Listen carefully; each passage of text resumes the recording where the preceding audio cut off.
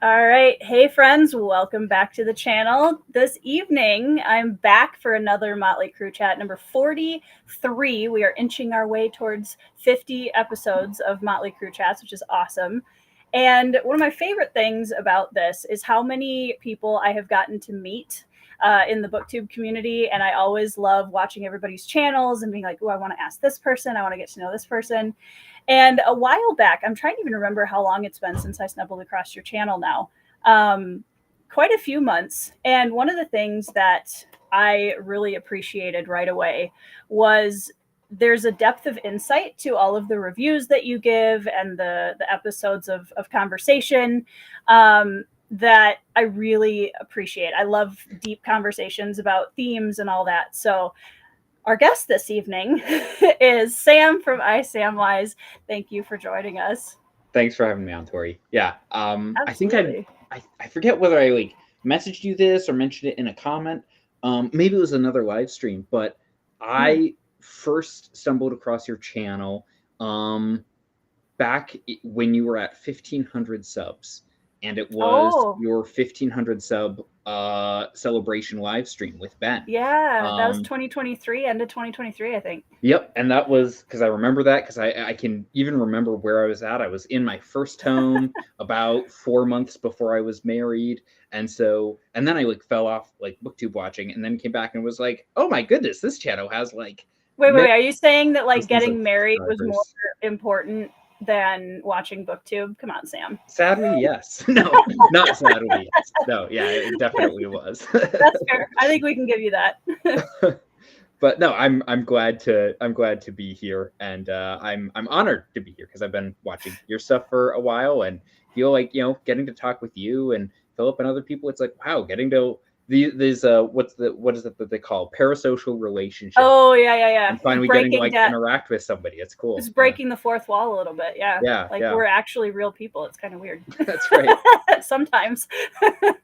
Yeah, that's one of the things that I think booktube is really good at that I've really appreciated is the breakdown of there aren't a lot of barriers in between tiers of subscribers and channels. We all just kind of talk and it doesn't really matter. And that's something that I think our community specifically is really special for, that it never really feels like someone's beyond talking to just because they're whatever size channel. Because I know when Mike from Mike's Book Reviews or Murphy were like, oh yeah, I'll chat with you. I was like, really?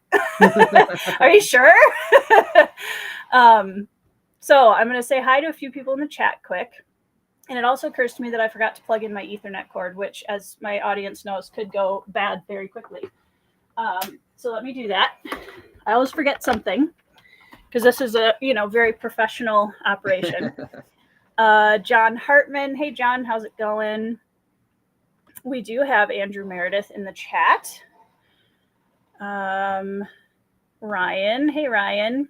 Andrew says you look very brooding this evening. I need to do the leaning thing. Yes, the leaning. You need a hood. That's what you need. Yeah. You need the Strider vibe. There you go. Perfect. Got a hood. So. Perfect. I didn't want to set up my ring light. I hate that I own a ring light now, but wow, this is the world I live in. That's pretty influencer of you, Sam. I don't know. Well, mine's blaring at me from the side, so I can't really point fingers. Part of it is the area where I film, our bedroom is pretty... It's not dark, but it looks dark in a camera, if that makes sense. And so if I don't have an extra source of light, I'm it's very weird. Yeah. But hey, Doug, we're going to get to this, Brian.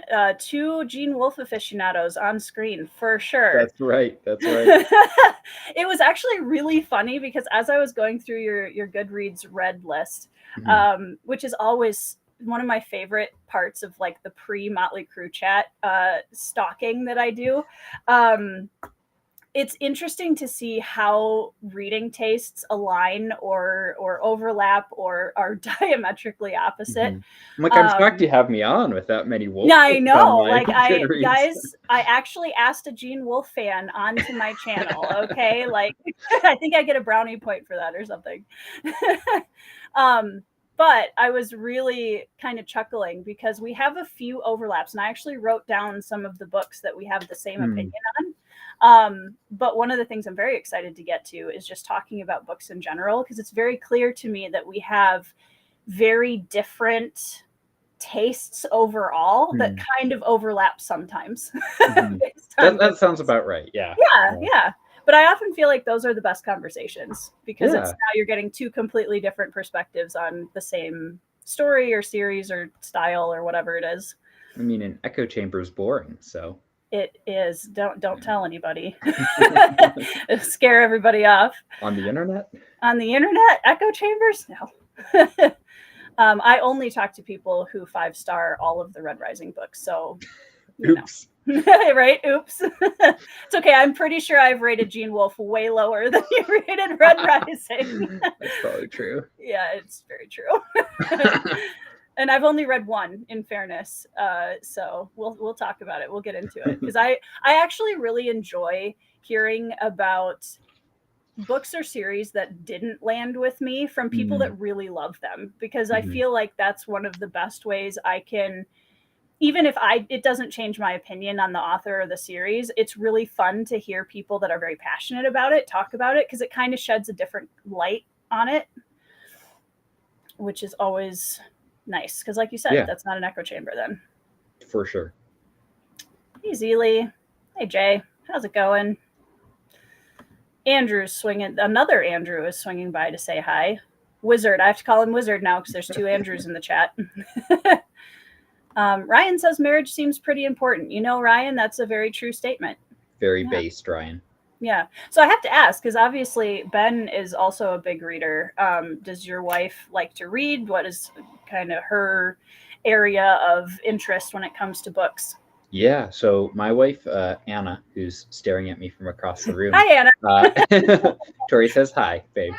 She says hi back. No, Anna's a big-time reader. Nice. Honestly, so here's the thing. Anna is definitely a faster reader than I am. Okay. But being that she also takes care of our toddler, doesn't always have the same amount of sit down and read time. Yeah. But when she does, in the evening, she'll just get bursts where she's like, oh, I read 4 books in 2 days. I'm like, what? And then she won't read anything for a week. And then we'll go back into reading. So, but she reads all over the place. She reads, let's see here. Right now, she's reading through The Lord of the Rings. Okay. She recently read Jane Eyre. And she read Andrew Meredith's Quaint Creatures book. And I don't know if I'm allowed to publicly say more than that, but I'll just say that Andrew had her read something else as well that he hasn't even let me read.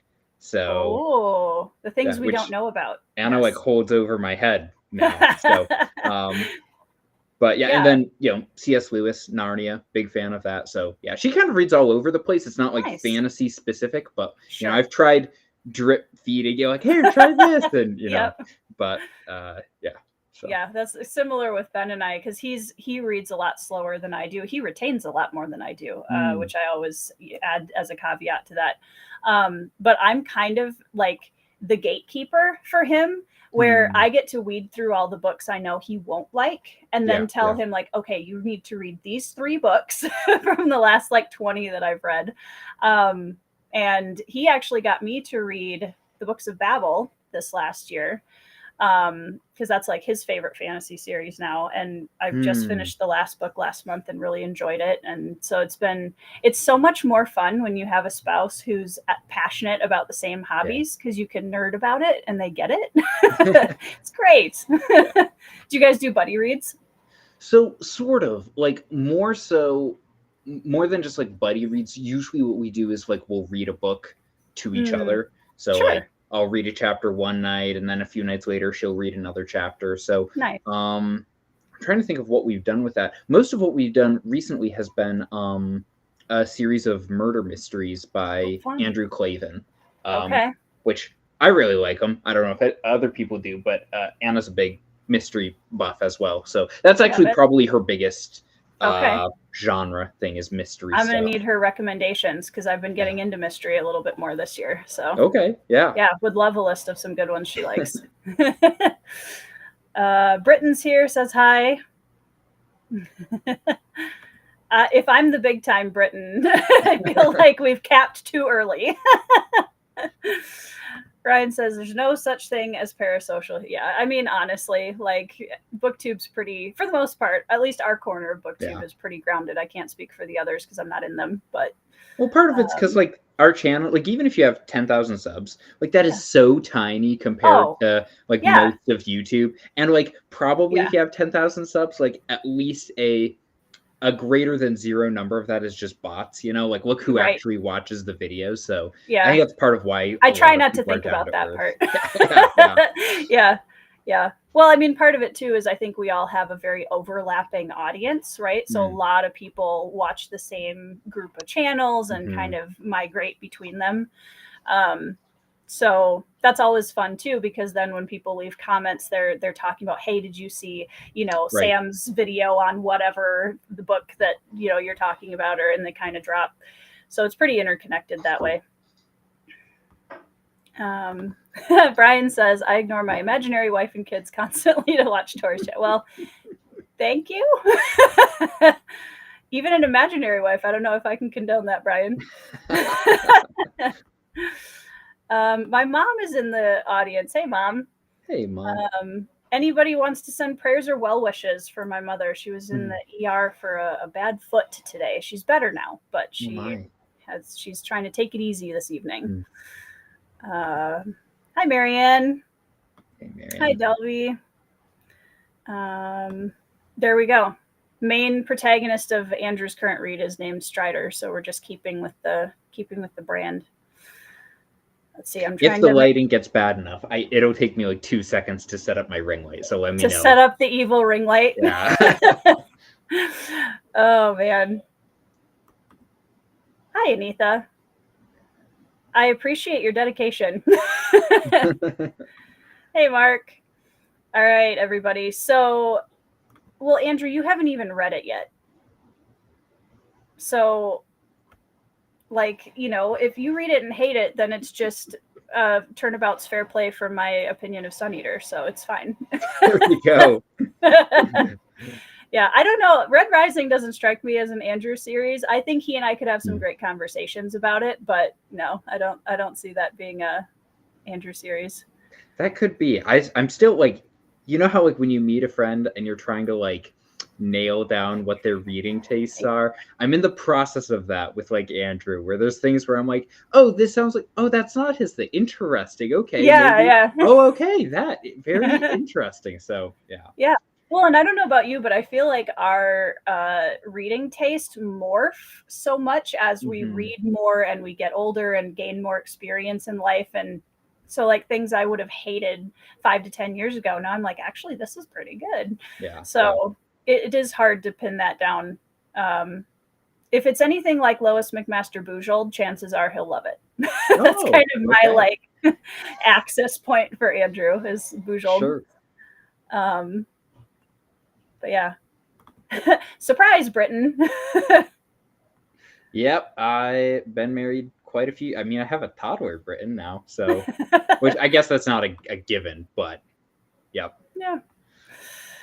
Yeah, I mean, people are still, I don't know why, because Ben's on my channel so much, but oftentimes new audience members are shocked to learn that I have kids and 3 of them and that they're as old as they are. So, okay, so I want to kind of start with talking a little bit about something non-bookish, because this is my opportunity to chat with a fellow rural small town Minnesota childhood experience over here. So if you don't mind me asking, like, where about in the States did you grow up, and what was that like, and how did you go from small Minnesota kid to fantasy? Yeah. That's a good question. So, in terms of like general area, not to dox myself, but kind of in the like Elk River area in Minnesota. So lived there for 17 years, and then lived in Texas, lived on and off between Minnesota and Texas for 4 years while going to school. And then came back. And then when I got married, my wife and I lived out in St. Cloud for a couple of years. in not a good neighborhood. Which, if you Oh. look at my early videos, there are a lot more cuts because it's cutting out neighborhood noise.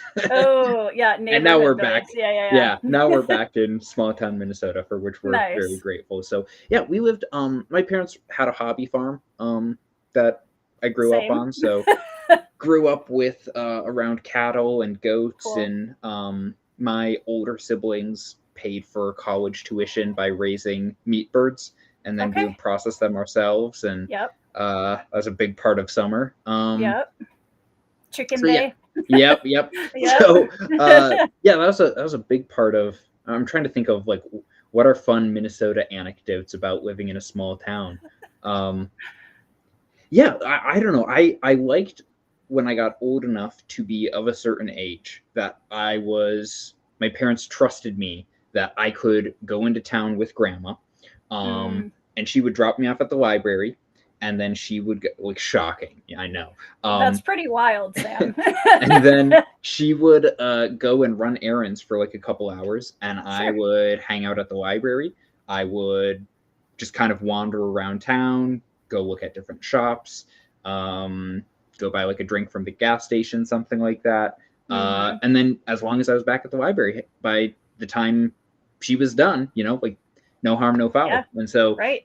sort of that image of like the idyllic wander. And then I didn't have like a cell phone until I was Sure. like 18, 19, 20. So Yep. the image of like the idyllic, like small town kid wandering around, like there's a certain part of that I still got to live before being like plugged into this, Inundated. which I Yeah. am now. So Right. Yeah, I mean, that there's definitely the pros of, I love the chance to get to talk to so many different book people all over the place, because I don't know about for you, but I grew Mhm. up, especially in that more isolated rural setting. You don't have like a group of friends that are all into, or at least most of us didn't grow up with like a bunch of friends that were also into reading fantasy books. Right. And so I finally am at an age now where, thanks to the internet, I have a group of friends that are just as nerdy as I am about the same things, and that's pretty great. But yeah, I also, like, growing up in the 90s, my dad he was an IT manager, so I had computers in the house a little earlier, probably than some of my peers. But it was still very much like you play around the neighborhood, and like, it was a lot more relaxed, I think, back then, and I missed that. And that was one of the reasons why we came back to a more rural town too, is I wanted my kids to have as close to that kind of a relaxed small town upbringing as they can now. And we still don't do a ton of, like, my kids don't have phones. They don't have, like, so as much, I just keep throwing books at them. Like, if you're bored, here's a book. Yeah. And I liked, there's a video that I think kind of ties in with this, that you guys in the audience go down in the description box, because Sam's channel is linked down there and you should all be subscribing. And also there's a link to a video he recently did with John from Talking Story about how story changes lives. And I watched that today, and it's one of my favorite conversation videos I think I've seen in the last few months on YouTube. It's really, really good. And that kind of idea of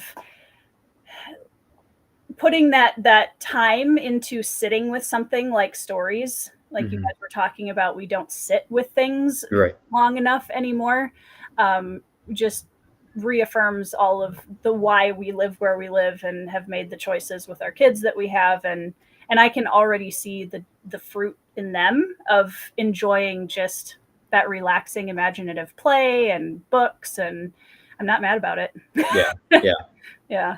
I will, like, I don't want to generalize my experience of living in St. Cloud for like 2 years Sure. and say that's what everyone's experience of living in the city is. Yeah. But Michael Moorcock, the fantasy author, wrote a scathing essay against Lord of the Rings and a bunch of other like idyllic fantasies that he didn't like. And one of the arguments that he makes is that Tolkien over romanticizes like idyllic country life and demonizes what it's like to live in the city.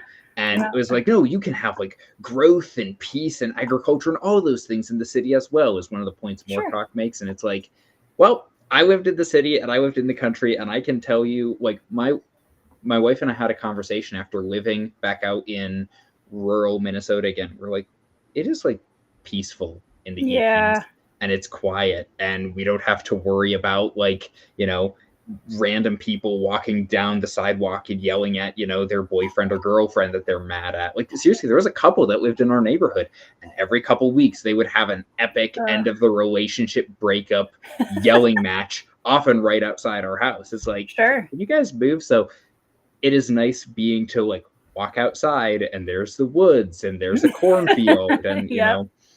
So. I mean, those kind of fights do still happen in the country. I feel like they're just a lot more passive aggressive.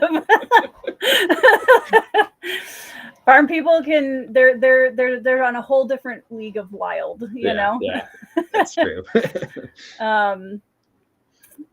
Auntie Books wants to know if we read Goodnight Loon to our kiddos. That's great. I love that.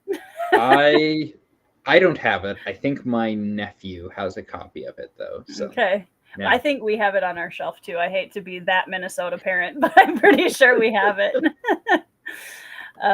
Doug says, in rural Minnesota, you can drink, you can fish, you can ride mosquitoes, or you can read. One of those is more fun, and it's not fishing. Riding mosquitoes is pretty fun. I mean, you know, they are a state bird for a reason. So you get enough of them on you at once, they'll like lift you off. Yeah, it's like levitating. It's exciting. Yeah. There are some, you know, side effects afterwards, but it's worth it. I mean, it's funny, but I grew up around all of that. So I kind of started, we were in a suburb of the Twin Cities until I was about 9. But it was still a quiet neighborhood. So I never had the like in city experience, but I think one of the closest things I've experienced to that, kind of going along with what you said about living in St. Cloud, is when I was 6 months pregnant with our oldest, and that would have been, I don't even know, 13 years ago. We went out to New York City on a trip with my parents, and I'd never been. And we went to Times Square, we went to Central Park, and we went to all of the Cheesecake Factory and like all of the things that you do when you're in New York City. And I've been there and I've seen it. And if I never see it again, I will be completely okay with that. Like it was so funny. Central Park cracked me up because as a girl who grew up in the wide open spaces of like a hobby farm and like out in the middle of nowhere, people are like, oh, you got to see Central Park. It's such beautiful nature. Right. I'm like, guys, this is like the tiny little area of trees that you allowed to grow here. You like, don't talk to me about nature. Like I live in rural Minnesota. Like you use this as like one last bastion of like anti-depression in the middle of your city, you know? Yeah, exactly. Yeah, it was wild. Like we went into the Disney store to buy a stuffed animal for my son, and there was a guy that pulled a knife on some police officers out in the square. In between us going in and coming back out, there was this big thing in the square, and then we came back out and didn't even know what had happened. And I'm just like, I value my peace and quiet a little too much for this kind of lifestyle, and there's just so many people. So like, I don't need to get into the whole story, but kind of the nail that put it in the coffin of like, okay, we need to leave was my kiddo. He was probably 6 months old at the time, 7 months old. So he's not walking, he's not running or anything like that yet. He's not even crawling yet. But there was literally a shooting that happened right outside of our house. Like my back was to the window, but my wife saw like bullets hitting the fence, and nobody was killed. But it was like, you know what? We need to go move out with the rednecks again. Like, right. So. Yeah. That's props to you guys, because I could never do that. I couldn't do it. Yeah, well, it was one of those like God orchestrated things that like let us move back. So we're pretty thankful that we are where we're at now. Yeah. When it's one of those things where the doors just kind of open at the right time, and yeah, definitely. You know, I have been in some cities. One of my favorite cities I've been in actually was, oh my goodness, it's in Texas, My brain is like completely blanking. Austin. It's where the Dallas, Alamo is. San Antonio. That one. Yeah. Thank you. For some reason, San Antonio was not coming to my mind. My mom and I visited San Antonio, and at least the parts we were in, it was a really beautiful area of the city, and I would definitely go back there again. It's a very small Alamo. It is. That surprised me. Like, I was a kid when I went there, and I was like, even a kid would be impressed by this, right? And it's like, no, this is it's small. And that, like, when you think about the battles and stuff that happened over it, and it just puts everything in a completely new context of them trying to keep, Santa Anna's army outside the walls. Their walls are not that tall, guys. No. Like, they were like hand to hand on the top of the wall the whole time. Yeah. It's wild. This is also a good point, though. Because this also can happen depending on what rural area you're in. We had a man walking up to our house without his shirt to ask Hughes to call the cops on his girlfriend. She allegedly beat him up. There's all sorts of people all over. Yeah. Crazy doesn't have a location, I guess. True. Hi, Sunny. How's it going? Cities are also way more expensive. That's also true. Yeah, raising 3 kids in a city for us? No. Not possible. Yeah. So let's start with what you're currently reading, because I haven't asked you that yet, and that's the quintessential I have to ask you at the beginning of the, the live stream. I'm sort of in between reads, actually, because I just today finished up Pillars of the Earth. Yeah, how did you like it? So the problem is, it's one of those books like The Way of Kings, where there's such universal, effusive, overflowing praise for it that if you say anything less than that, it sounds like you don't like it. Yeah, and it's like, no. Like, I like the book. Yeah. But it's also not a 5 out of 5 stars. Yeah. It's not one that I think I would recommend to many people. Sure. And it's not just because it's like, oh, dark stuff happens in history. Like, yeah, I get that. But there's a few issues that I had with how Fall it depicted things. But what I'm impressed by is that this is this is like a 1,000-page novel, and except for the last 200 pages, like, there was not a boring moment in the book. Like, that's impressive. The last 200 pages, there's a couple of moments where it's like, all right, where are we going? Come on, let's land the plane. But other than that, for like the first 800 pages, as soon as a moment starts to like, okay, he then does something to switch up the circumstances or put the characters in a new place or change something up. So overall, like, it's certainly, I don't know if it would be on my 10 favorites of the year. It's certainly one of the more like entertaining books that I've read, where it's just like, this is very easy reading. The only reason why it's intimidating is because it's very long. Right.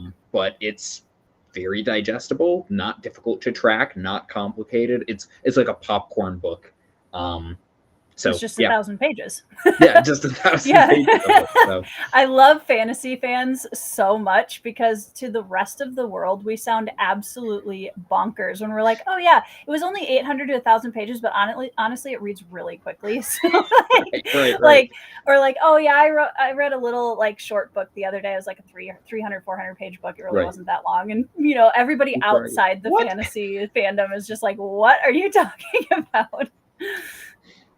Yeah, that's about it. So I'm not sure what the next read is yet, but it may be the next Thomas Covenant book, because I've been How far into the series are you into that?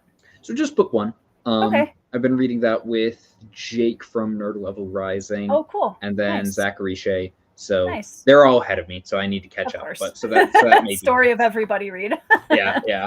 Yeah. Well, that was a question I had for you, because I know like you've done a lot of content on your channel talking about, Thomas Covenant and R. Scott Baker and like a lot of these, a lot darker storytellers. And one of the things that I was curious about is how you approach reading books with really heavy content, because I feel like that's such a different threshold for every reader. And I've basically said that Baker's probably not on my radar ever, just because I don't think I would want to read him. And I honestly don't think I'm the intended audience either. But I'm always curious about like when you get to those moments, because I think there's a fine line between this is making me uncomfortable, but I want to think about it and figure out why and finish reading, versus nope, I'm out. Yeah. That's a good question. I think there's a couple things there. One is I don't know how to say this exactly. I'm a very like emotional person in real life. Yeah. But I'm not much of an emotional reader. Sure, Like more detached from it. Right. Most books that I read, I'm fully aware that it's fiction. And so it doesn't bug me if something bad happens to fictional characters. And so it's really like when an author switches that on me, and I start like, then I'm like, oh, you're doing something here. Like I recently read Ordinary Grace by William Kent Krieger. I'm so excited to read that one. And I was like, people were like, oh, like small town, coming of age. And what people didn't tell me was like gutting. It will wreck you. Gutting. Right. And I was about halfway through the book, and I'm like, I haven't cared what's going to happen in a story this much for a long time. So I think that's part of it probably for me. In terms of darker books, is just I'm able to emotionally detach from some of it. Sure. I don't know, like, and a part of it may be too, like, you know, we were just talking about, like, I grew up in small town, rural Minnesota. So it's like, for all intents and purposes, my life has been more sheltered than most people throughout history. So there's a certain level of wanting to know what it's like, or trying to understand people who have had really difficult things happen to them, and experiencing some of that through fiction that I'm trying to understand more. Right. So yeah, I don't know. Maybe I've lost the specificity of the question there, but that's probably some of why. I've been drawn, at least at times, to some of that. I don't know, like some things, like, and we can get into this. Go for it. Some things like Joe Abercrombie, like when I first started reading him, I was like, oh, great, and I'm getting a little bored with him, to be honest. The last few books that I've read from him. I saw you weren't a big fan of Best Served Cold. Nope. Okay. Pretty mediocre on that. Okay. Sharp Ends, I pretty strongly dislike now. And I DNF the Devils about halfway through. And so it's not just like, oh, you like reading like dark books. It's like, well, Abercrombie it depends on the flavor. Right. And for him, it became boring almost, because it was like, I know what tricks you're playing here. Here's the heroic character, and haha, he gets trampled to death by his horse in a very comedic way. Bet you didn't see that coming. But by the fifth time you've done that, and I start to actually see it coming, because I know that you're like, okay, I see what you're subverting the tropes. Yep, I see you. So I actually like that first trilogy a good bit, because I hadn't seen him do it before. Right. And I like the Heroes, because it is like a fantasy version of The Killer Angels by Michael Shara. I mean, I knew that was the reason I knew there was a reason I wanted to read that book. it's eerily similar in terms of the structure. Okay. Like, I think The Killer Angels is a better book. It won a Pulitzer for a reason. It's one of my favorite books of all time, so I'm not gonna argue. But like, I like the Heroes, but like, other than that, it's like, okay, and Red Country I like, because Red Country was I don't love it, but I like it, because Red Country was the first time where I thought he was going to go to the left like he always did, and he cut right. And that surprised me. So I was like, wow, playing into the trope, actually. But so anyway, that's a long diatribe to say that just an author having a dark reputation or handling heavy stuff isn't necessarily a win for me. Sure. Yep. Yeah, I don't know. I'm sure there's more we can talk about that. Well, and I Abercrombie. think something I always touch on because a lot of my favorite series, like I talk about, like, I don't read dark books. I do. Yeah. Malazan, being one of my favorite series, has a lot of very heavy content in it. Yeah. But I think for me, it always comes down to how the author is handling what they're putting in their books and why it's there. And I've read so many things in fantasy where it was very clear that there was like a wish fulfillment aspect, or there was more of a like the author's not trying to say anything intelligent about this heavy topic. It's just in there for shock value or whatever else. And that, I feel like you can sense that pretty fast. And that's something that I have always appreciated, at least in the 4 books I've read of Malazan, where Erikson is saying something very specific with the heavy themes that he draws on. And he himself, when I talked to him and I asked him, like, how do you handle those really traumatic scenes, and how do you go about writing them in a way that you feel is, responsible and everything? And he basically just said, you need to stay with your characters. This isn't just about like the event happens. It's about the story beyond that. What does that mean? What is that ripple effect? How are the characters going to carry that forward? And not enough authors commit to that. I feel like they just kind of want to sprinkle it in, and it's like too much salt. So for me, it's very much how it's handled more than what's in the story. But the other thing that, as you were talking about that struck me is I tend to pull away from really extreme heavy content in fiction more than I do in memoirs, because I read memoirs from a lot of people who have survived really catastrophic events or really traumatic things in their lives. And for me, it's always felt like a way of listening to the survivor, a way of honoring their story and being like, hey, I'm listening. I see you and I'm listening to your story. And I think in fiction, I don't have that same purpose, I guess, if that makes sense. Yeah. Well, because some of it's about, trusting the author too, right? Exactly. Like that if there's a certain author, say like what you said with Erikson there, who I haven't read, so I can use him as an example. I can't thoughts on Malazan. But I told Philip Chase I'm gonna give Gardens of the Moon 1 star just to spite him. But there's a lot of Malazan fans that aren't the biggest fans of Gardens of the Moon, so that wouldn't be a crazy unpopular opinion. But like with somebody like Erikson, that say something comes up in like book 7 or 8 or 9 or whatever, one that you haven't gotten to yet, there's a certain level of trust that's been established of I trust that there is a reason for this. You're doing something here, even if I don't get it right now. Maybe it'll make sense by the end of the book or by the next book or something that maybe you don't have quite, or maybe I don't have quite that same trust with, like, say, a newer author. Exactly. Or somebody that I haven't read a lot from. So well, and also I think sometimes readers expect perfection of their favorite authors way too much. Like where authors aren't allowed to make mistakes. Or say like, oh, I wrote this one scene in a book that I wrote for some of them like 10, 20 years ago that they would probably write differently now, or they, whatever.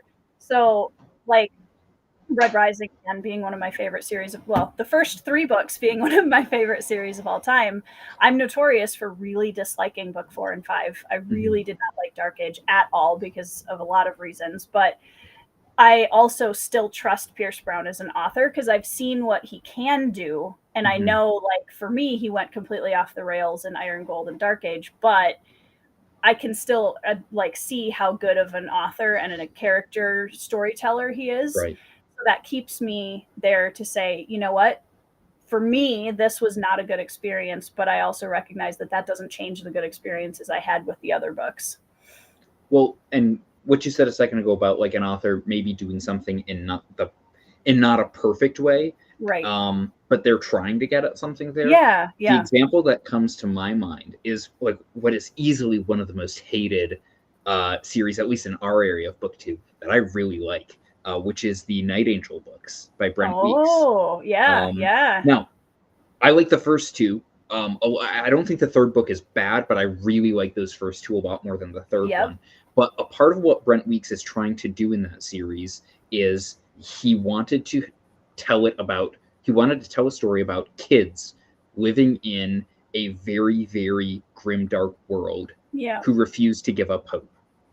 And so it's like a world as dark as like A Song of Ice and Fire, but you start with like orphan kids trying to survive.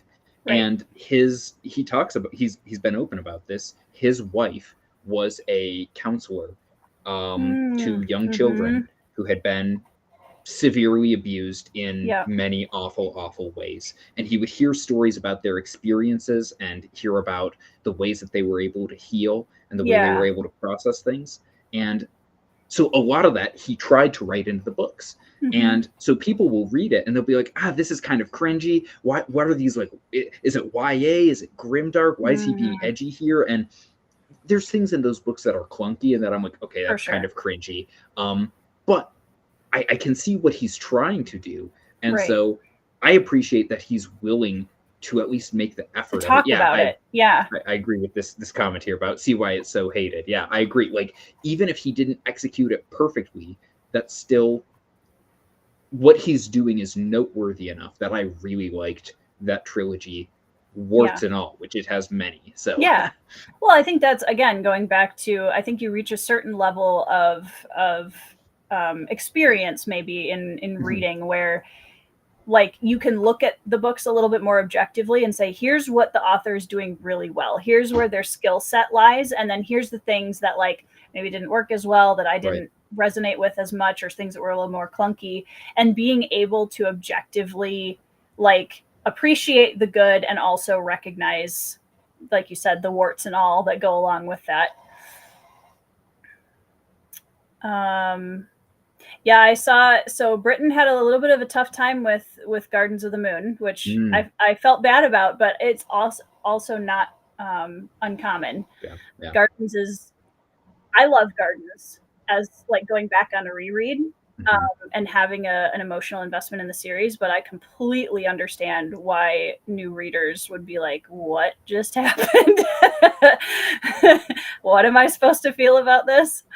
So I said I was going to read it this year, and then I read Baker instead. And I'm like, okay, do I drop Baker? Because I don't want to read them both at the same time. So it's that's fair. Do I like binge through the last 3 books of the Aspect Emperor, or do I drop it like a hot potato and go to Erickson? So I don't know, but I'm still going to try to get binge Aspect Emperor? Is that a binge-worthy series? I don't know. I don't think so, but I don't know. So I at least want to get those, because everybody says, and I'm sure you'll agree, like, read to Dead House Gates. So yes.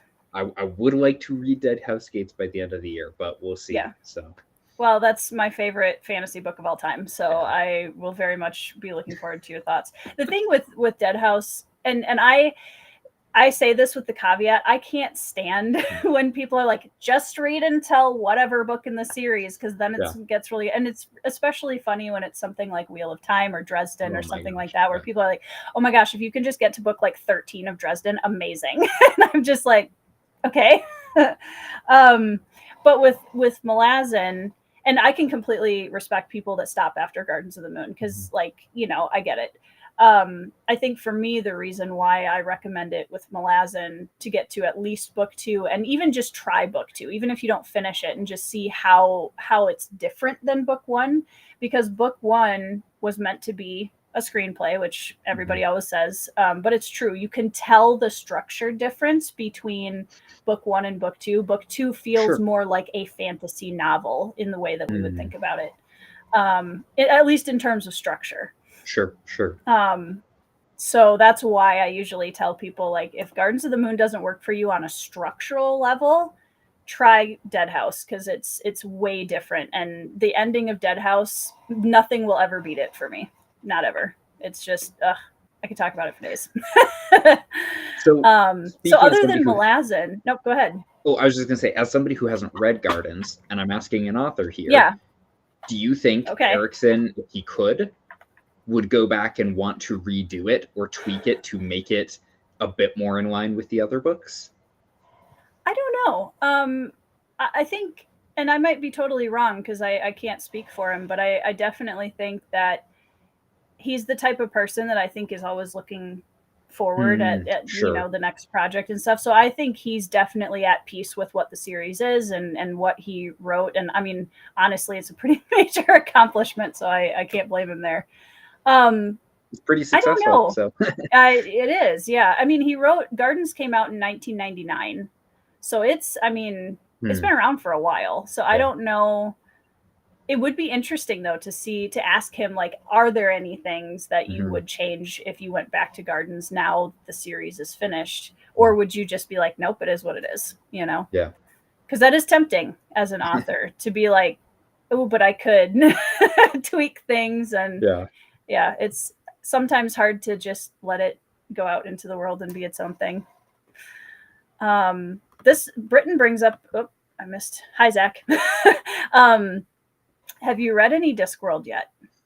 I have not. Oh boy. So Okay. I That I don't one. know how interested I am yet. So That's fair. Is it because of the satire aspect of it? not really. It's just Okay. when people like Alan is the best person that I've heard who's pitched it to me Yep. because Yep. he talks about Sam Vimes, he talks about Yes. the whole conceit of the City Watch books. Whereas Yes. when other people pitch it that I've heard, they're like, "Hey, it's like fantasy and funny," which like the funny thing isn't a turnoff to me, but then they're Sure. like, "And it's about a flat world on the back of a turtle with elephants." I'm like, "What did you even just describe? What?" So I'm not opposed to reading Discworld. Yeah, It's yeah, yeah. just there's so many things, and it's like, well, I don't know, maybe someday. But I think it's number 2 for you, as I recall, right? The It City Watch is. books. So, Yeah, and it shot up there within a year of me reading the first hmm, book. So the way I would pitch it, and like, yeah, there are, like there's a flat Earth on elephants on the back of a turtle. So there's parts of it that are very absurdist, right? mhm, Um, but I don't that's not what it's about. Like those are elements that exist within the world. For me, the City Watch especially is one of the most, like, on a day-to-day social level, one of the most relatable fantasy series I have ever read. You have met these characters, like kind of like you hmm, were talking about in Ordinary Grace, where you like hmm, know these characters, and especially I think um, I think I connected with it on a rural level as much as anything else, and I'm sure there's city kids that connect with it in kind of a similar way too. But like the City Watch with the kind of the bumbling, like we have to find things to do, hmm, you know, and he discusses the warts of humanity in a way that is so conversational and hmm, approachable. Um, and I heard once somebody talk about how Pratchett handles very, very deep themes, but it never is. He's never talking down to you. hmm, It's always like he's laid something on a table in between two comfy armchairs and sprinkled some dragons and a motley crew over it, you know. hmm. And I absolutely love City Watch series so Hmm. much. I love it so much. It's like going home every time I pick up a new book. I love it. I So do Discworlds, I'm at Discworld. I'm starting with guards. So yeah. definitely, yeah. I do think I don't want to tell anybody what to do, but I always kind of cringe a little bit when people say they're going to read it in publication order. Not that Hmm. you can't, but I feel like me going back to The Color of Magic now that I have an appreciation for Discworld as a whole Right. is going to make that experience a lot better for me than it would be if that's somebody's first experience with Pratchett's work. Yeah. Yeah. Um, yeah. Yeah, exactly, K Fox. He uses absurdism to address the absurdities of society and everyday life. Yeah, exactly right. And man, his characters, if you're a character reader, it's delightful. It's like a candy shop. Hmm. So would you consider yourself like, do you have a specific emphasis when you read? Do you follow like more plot driven, concept, character, balance of all of the above? I mean, it's somewhat of a balance.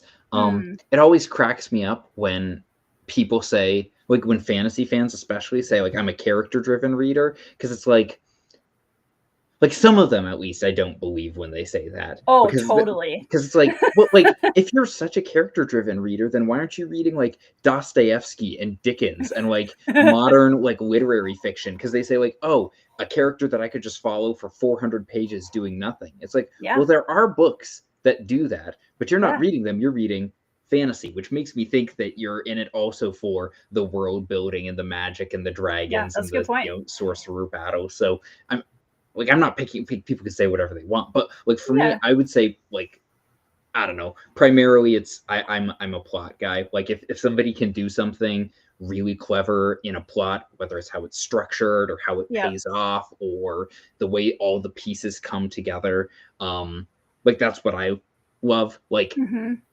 it is more often that I can read a book where the characters are only made interesting by the story that's happening to them. Yeah. And I Yep. enjoy that. Than I read a book where what is happening is really boring, but the person Got is it. just like, oh, what a fascinating person to watch do nothing. Yeah. So Yeah, and that's funny because I'm almost the complete opposite. If the plot is really interesting but the characters are boring, I just don't care. Because I think for me it's like, who is it happening to? You know what I mean? Like, and if I don't feel an emotional, because I'm almost the complete opposite, where I have a very strong emotional investment or want to with the stories that I read, kind of like John Moore. And so it's like, if I'm not like at the edge of my seat crying by the end of this book, I don't know. Not that I expect that level of every book I read, but that's where I get to with my favorite books. Like Dead House Gates had me in a complete emotional coma for like 2 weeks afterwards when I read it in college. And even reading again the second time this last year, it was still a very, like, I didn't want to read anything else. I was like, we've peaked. That's it. Which is always a fun feeling. So with you mentioned endings earlier, and that kind of goes along with what we're talking about for you. And this is a question I've heard people asking, and I always find it really fascinating. Does a amazing ending save a like mediocre or not great rest of the book, and vice versa? Does a bad ending ruin a great book for you, or does it not matter? I think a bad ending can, depending on what happens. I think a great ending makes me realize that the book wasn't mediocre. I was just checked out, or I wasn't paying attention. Sure. Like a good example that I'd give is, have you ever watched the play Our Town by Thornton Wilder? Yeah, my husband directed it in college, actually. It's so good. It's so good. Like, but the thing is if you stop Our Town after 2 acts, it's like, why the hell was I watching this? Like, what was that? But it's Act 3 that makes all of it be like, oh, this has actually been really interesting. And so that's the type of thing that I would point to, of like how an ending can save like a mid thing. It's like, well, it just helps me realize that maybe I didn't see things there before. So well, that's something, I mean, I've kind of alluded to this in some of my videos about, I have a huge problem with the term setup book. I hate that term so much. And like, I get what people are trying to say with it, but when people are using the first book of a series and they're like, well, it's just a setup book, I'm like, yeah, it's supposed to do that. Like that. And like, oftentimes I think they want more of the answers or the reveals or the big explosive events sooner in the story than a lot of long-term series are going to give it to them. And so that's always something too, where I want my interest to be piqued and I want to be invested in the characters, but I'm usually willing to just wait for like the big things to happen. Because I'm like, yep, I care about these characters. What's happening? Like, we're just having tea. Okay, cool. That's fine. Here's the thing, is that almost every reader actually understands that. Even if there's a disconnect, so that they don't think they do understand that, because they will slog through 400 pages of something boring happening in the middle of a Stormlight book, because they know the payoff is just going to be that great. But then they read something like A Shadow in Summer and they'll be like, well, maybe not for me, and they move on. But here's the thing, Daniel Abraham doesn't get to write a 1,200 page novel as his first novel. Brandon Sanderson wrote this as like, what, novel like 10 or something, or something, like, I don't even know. He's earned the trust of the publishing industry, so they let him publish something that big. Like, an example that George Martin pointed to in an interview is Roger Zelazny. That Zelazny published at a time when the length that you were allowed to publish for many books was 120 pages. So it's like, all right, do what you can in 120 pages, and it better be good enough for people to read 8 more of these, so that you get the payoff by the end. You're writing 1,000 words, or 1,000 pages, but it's just split over like 8 books. Right. And so people are willing to do that if it's all in one book, but as soon as you split it up, then they're like, oh, sorry, it's just, it's just not gripping me. It's like, stick with it. I know. Well, that's like with Stormlight too. And I don't know, are you current with okay. Words of Radiance burn me out, man. Really? Of Sanderson in general. Yeah. Wow, that was my favorite of the Stormlight books. Yeah. I mean, I can respect that. Oathbringer started going downhill for me. Rhythm of War was my like burnout book for Sanderson. I haven't read Wind and Truth, and I don't know that I will. But I that is something that, like, as I got further in the Stormlight Archive, I was like, okay, I'm a big believer that there are books out there that can earn every single page of 800 to 1,000 pages, right? Like you just said, Pillars of the Earth. Shogun, for me, is one of those. Like, that is a 12 to 1,300 page book, and there's one chapter in the entire thing I would take out, and that's for personal reasons. So, like, you know. I think I might know what you mean. Yeah, right? Because have you read Shogun? No, but its reputation precedes it. Yes. It was really funny. I always say this because it just still cracks me up. Alan and Joanna and Alex and I were all reading it. Alex from Tall Guy Reads a couple years ago. And it was like a domino effect when we all got to chapter 40 in the group chat. I was like, oh my gosh, oh my gosh, oh my gosh. Like, what did we just read? Like, where were the editors? Right. Yeah. But Shogun is one of those books that I 100% that earned every page that it had. And then the thing with Stormlight that's so hard for me is I think there's so much in there that's really good. And there's so many cool concepts and there's so many cool character arcs. But I do feel like they are too long. I do. I feel like he could have, you know, condensed them a little bit more and they would have been a lot more, I don't know. We would have taken out some of that slog in the middle of a bunch of them, I think. The fact that the entire Long Price Quartet is the length of Words of Radiance, and more stuff happens, and more like world, like as much world building and character development happens in the quartet as happened. I haven't read the whole Stormlight, but I'll say for the two that I read, so twice the length. And more still happens just in that amount of space. Because Abraham, I remember I was about, I was nearing the end of Betrayal in Winter. And it hit me. I was like, oh, I'm 2 books in. And there's not been a single wasted chapter. Yeah. Each chapter's been, and I'm watching, like I said, with the plot thing, I'm watching him like lay down the pieces. Being like, the train tracks are being laid for the ending of this book. It's like, that's so cool. Like, anyway, LPQ is one of the areas where we very heavily overlap in our reading taste. And it's also one of my, I mean, as you know, one of my favorite series now. Betrayal was my favorite. I'll be curious to see on a reread. Yeah, that's very uncommon from what I've seen. Yeah. Love Betrayal. I loved Shadow and Summer too. I think honestly, if I had to rank them, okay, let's rank them quick because I'm curious what you'll say about this too. For me, I think it's Betrayal in Winter, Shadow in Summer, Price of Spring, and then Autumn War. Okay. So I've got the very, like, I think, I don't know what the normal opinion is on LPQ. It's not famous enough for it to have a normal opinion, but it's Autumn War, and then Shadow and Summer. Okay. And then I don't know where to land these last two because Price of Spring has some of the best moments in the whole series.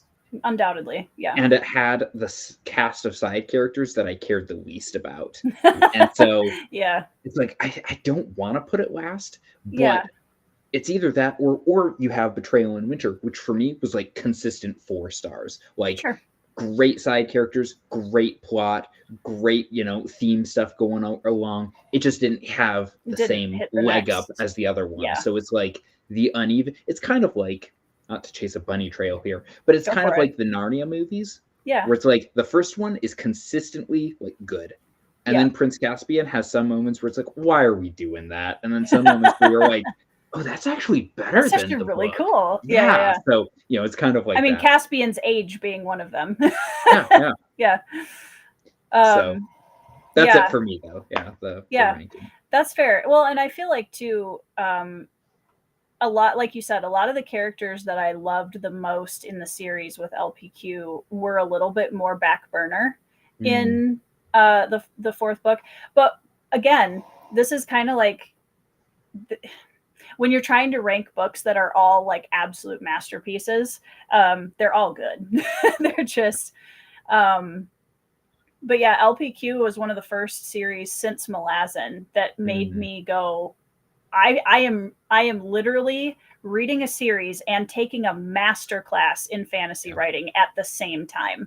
And that was a really cool feeling because I immediately bought everything else that Daniel Abraham had written at the time, because I was like, now I have to ask you. Okay, let me pull this up. Okay. Let me pull up my Goodreads here. Oh boy.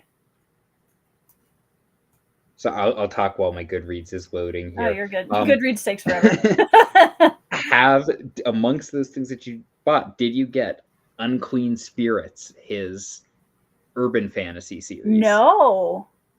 So he wrote, I did not know this until his interview with Alan. He wrote, and Tori, the covers are horrible. The covers are bad. But Unclean Spirits, written under the pen name of M.L.N. Hanover. Oh, but he wrote a 5-book urban fantasy. Right. Well, that's a cover that happened.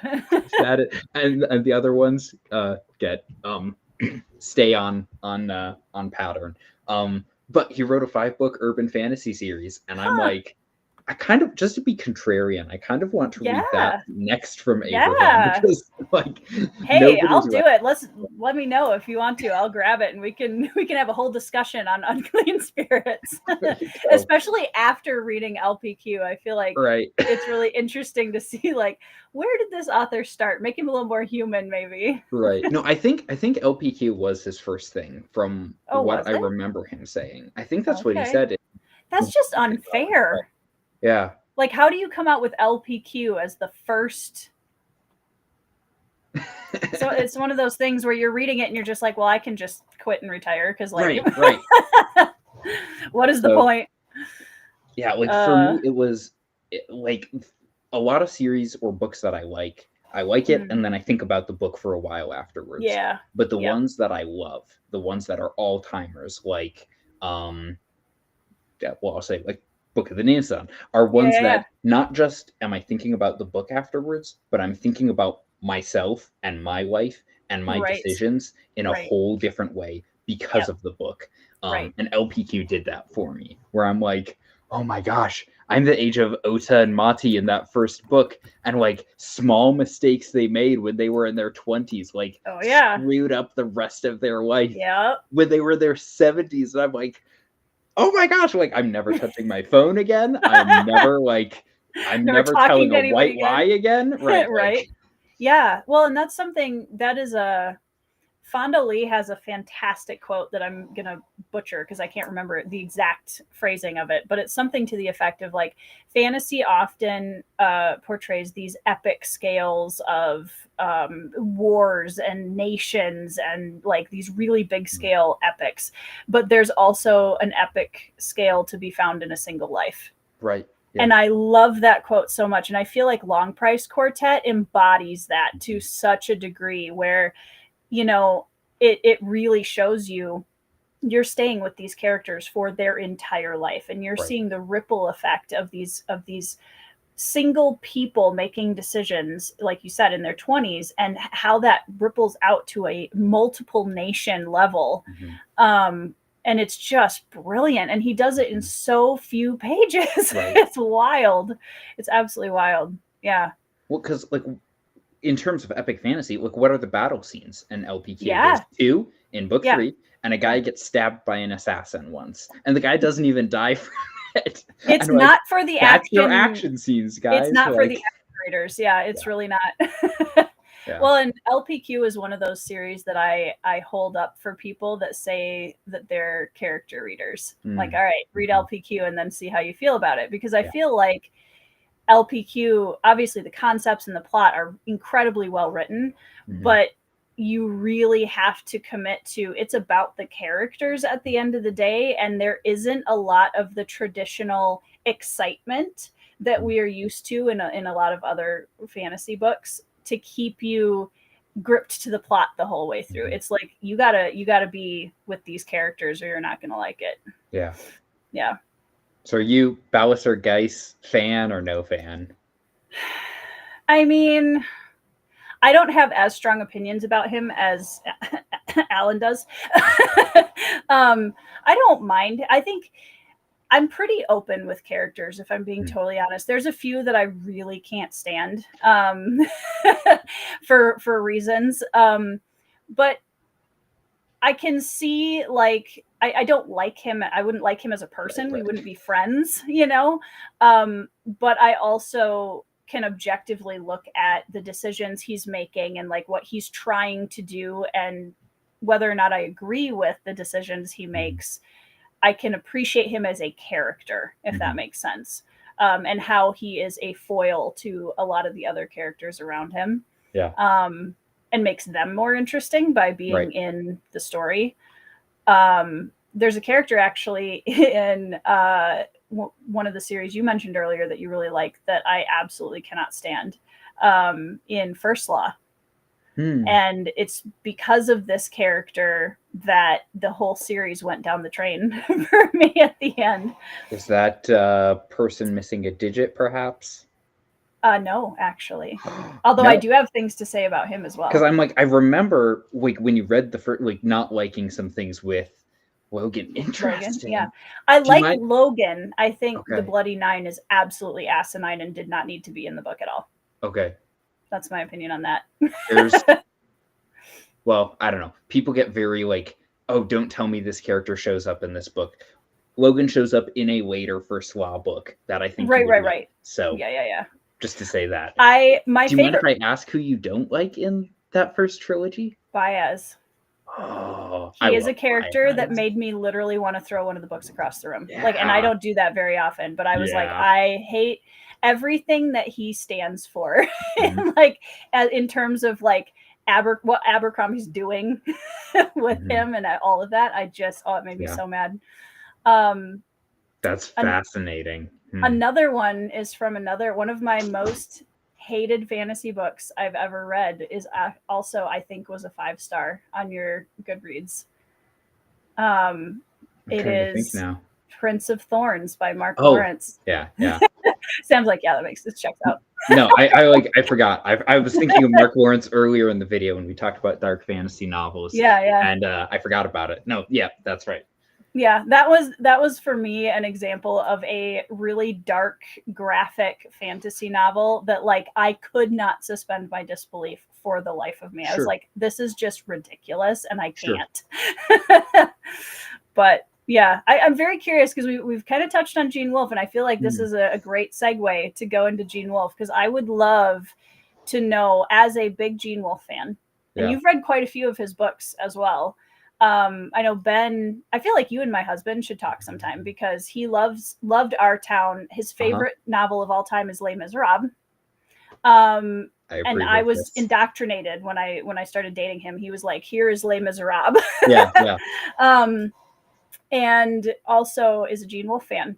So he's read like Pirate Freedom, and he's got Castle View. Nobody's read Pirate Freedom. Ben's read it. Like, Ben's read it. You myself should totally and Jay message are him. the only other ones. Yeah, message him. I'm sure he would love to have somebody to talk to about it, because I haven't read it. So from the perspective of somebody that's read quite a bit of Gene Wolfe and like really loves his work, how would you pitch him, like from the perspective of somebody who really likes his work? Because that is always fascinating to me. That's a good question, because it's like, I know I'm in enemy territory here. You know? So, I will say at the beginning of this that I completely respect that you enjoy Gene Wolfe. I have so many friends that like Gene Wolfe. It's I just have to live with it at this point. Yeah, no, that's good. I think there's a couple of things. Okay. One is, and it's just the first thing that came to mind, so I'll get it out of the way here, just because otherwise it'll be in the back of my mind the whole time. I'm not saying this is the number one reason, but it is a big reason. Is like the religious stuff. Like Wolfe has a lot of Catholic stuff in his books. Yeah. And that stuff like just fascinates me endlessly. I'm not a Catholic, at least yet. I always say, but like the stuff that Wolfe does, incorporating his religious ideas into this story in a way that is like hard baked in, so that like when atheists read it and they react to it, they have to do like backflips to try to remove it from the story, because it's so much a part of it. Like I love that. I don't love the back. I'm like, I love how much of a part of the story it is. Right. How layered it is. Right. Are we asking about Newson, or are we asking about Wolfe in general? In general. Yeah, as an author. Yeah. I like reading an author that I know is never going to write the same book twice. I Sure. like going into a book knowing that there is going to be mysteries that Wolfe is going to trust me maybe more than he should, and is going to say, I'm playing a game here. There's different pieces that I'm going to lay down here, and if you're paying attention, some of it you're going to track with all the way along, and some of it I want you to pay attention to small things, because at the end I'm going to explain what all of this meant. And Yeah. for some people, it's like the flipping the card thing where the whole deck flips over. Yep. And then for some people, this is why the famous Gene Wolfe meme is like, you got to reread it. Because Yeah. for some people, they need to go back to the beginning to see it all over again. Yep. Like in Castleview deals with some Arthurian elements. Oh, okay. And on the very last page of Castleview, there's a character that says, well, my true name is actually, and it's a major King Arthur character. And you've been following them the entire book and had no idea. It's like, that's cool. Oh, interesting. So yeah, when people talk about like, oh, the mysteries that Gene Wolfe does, or him playing with the reader, that part of it is stuff that I like. And I also like how Wolfe does a lot of things with, we talked about this already with Daniel Abraham. He does a lot of things with a very small page count. I have gotten, and I mainly blame Sanderson and Robert Jordan. I have very little patience for fantasy authors that I think will waste my time. And a lot of epic fantasy authors, I feel like, have been given a blank check because it's epic fantasy, so we need 1,200 pages to do this. And then I read, George Martin, who, even though he writes big books, at least in the first one, like, there's not a wasted he page utilizes on those the space books. well. And so I like seeing somebody where Wolfe almost has the opposite challenge, where he's like, how much can I pack into as little space as possible? So I really like that. And then I also like how it's comes from the tradition of weird fiction.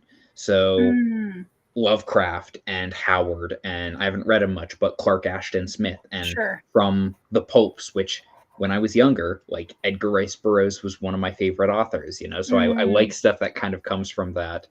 We're not just copying Tolkien. We're also doing, like, there's a wizard, but there's also a spaceship, So,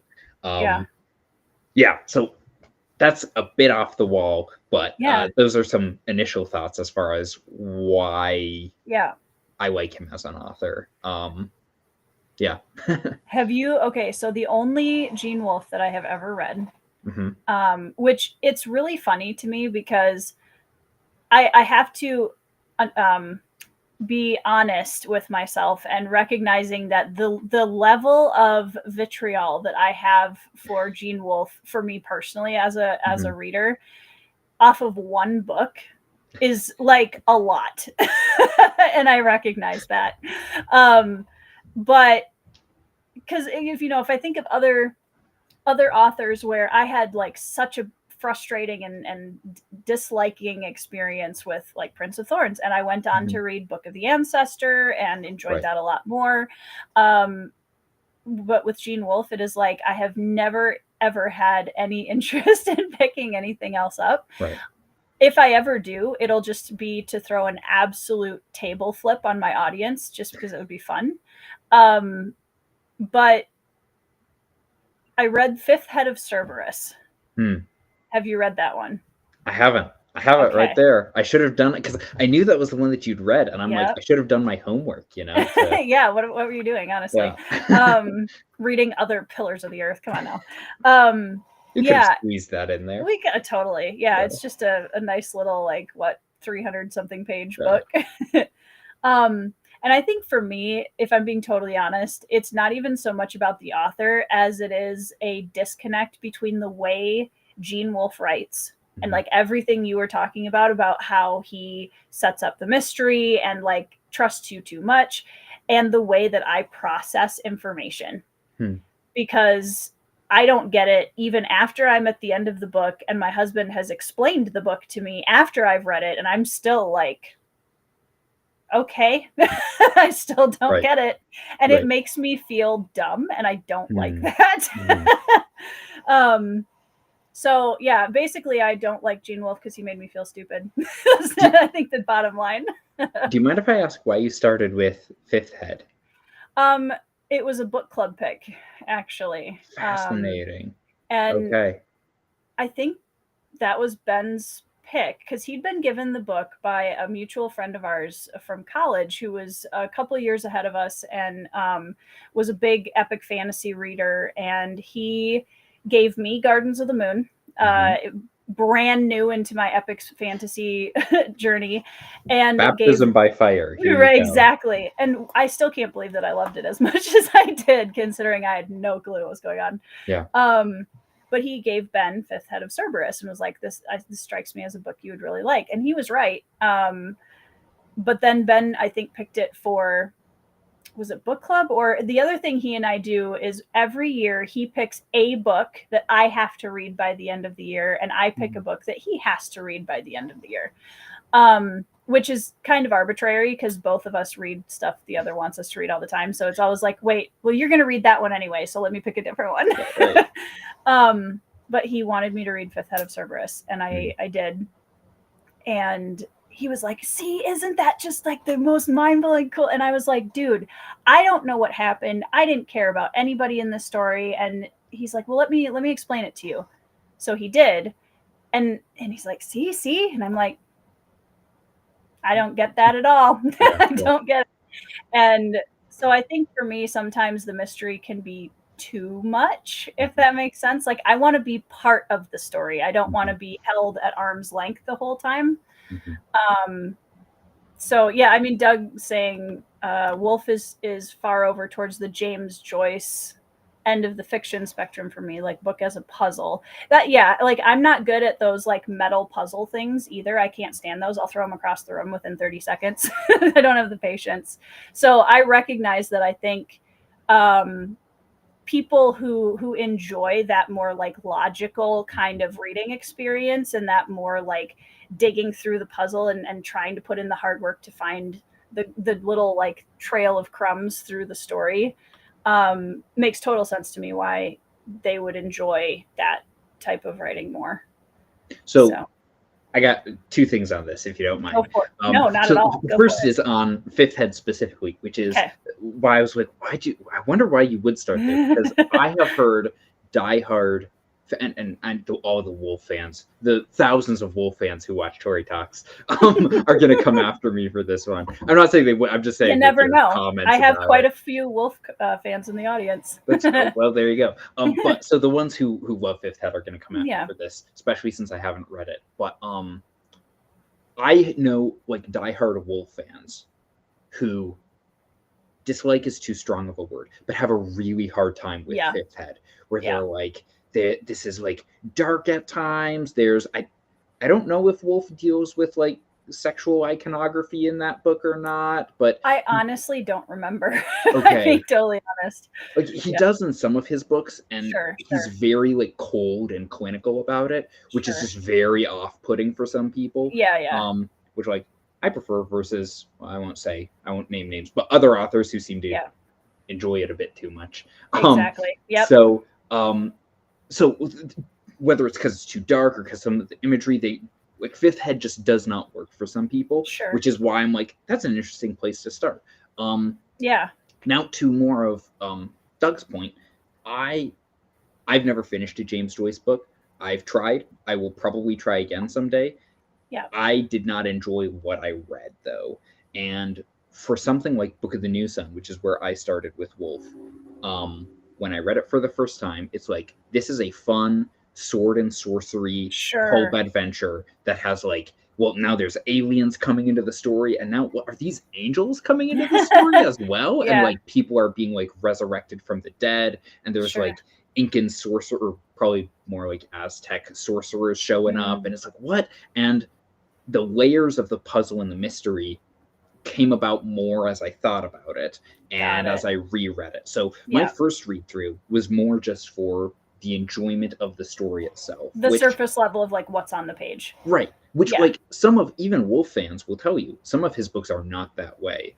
Some of them get very esoteric, and they're only fun if you're looking for the symbolism. New Right. Sun, I think, is fun just as a book, but Yeah. it's also not to everyone's taste. And like, Sure. sorry, I would never recommend to you, like, here, now you should read, like, if you're like, hey, it's not for me, it's like, all right, like, fair enough. Yeah. I'm glad you at least tried it. Yeah. So I tell people to try it, but Yeah. I also don't widely, like, when I was talking to John, he was like, Yep. would you recommend everyone read Book of the New Sun? I'm like, not really. No. Like, Yeah. if you're interested, try it. But like, Yeah. no, like my mom would hate Book of the New Sun. Like, she'd hate it. Like, Yeah. like half of my family would. They'd be like, what is this? So Yeah. Yeah.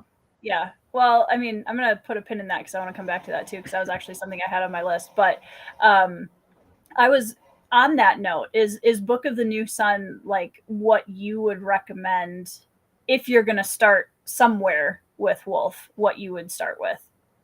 It depends on the person's view of character. Okay. If you need a character that you can relate to and root for, and really like connect with, New Sun's a hard sell because Yeah. Severian has it's not explicit on the page. You need to think about his upbringing a little bit more to get it. But Sure. Severian's severely abused as a child. And you never see any of that, but you can tell because of the way he thinks about the world and the way he processes things. And so because of that, it's the mantra of like, hurt people. Right.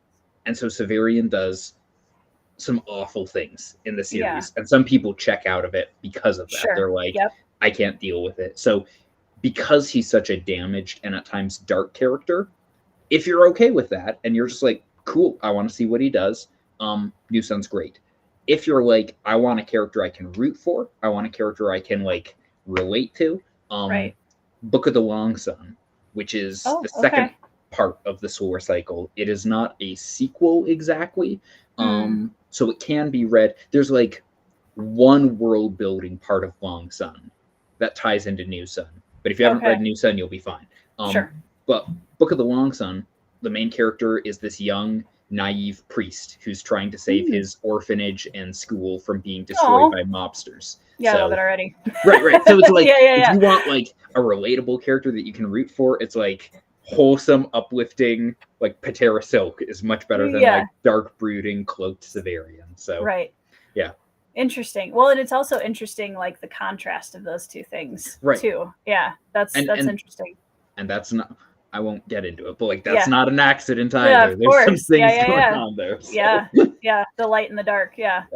Well, and especially if he has a lot of like faith-based layers in his work too, that would make sense. That would be some of the undertone imagery that he would have in there.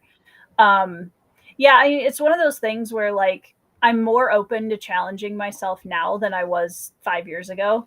But I've often asked myself, like, okay, I know, like you said, Fifth Head is not where anybody recommends starting with Gene Wolfe. So is it something where I just had a really, really bad day when I read that and it just spiraled into this crazy thing? So I don't know. It may happen at some point, and I'm sure if it does, everyone will know about it. Honestly, like Castle View's not a bad one. I was going to ask about that one. Yeah, if you want like characters that you can root for, because it's about a family that's moving into this small town in the middle of Podunk, like I think it's Nebraska or Iowa, like out in the middle of nowhere. And in chapter 1, the father is the family's like touring this house that they're gonna buy. And the father looks out through the window and looks across this Iowa like cornfield and just sees a ghost medieval castle hovering over the field.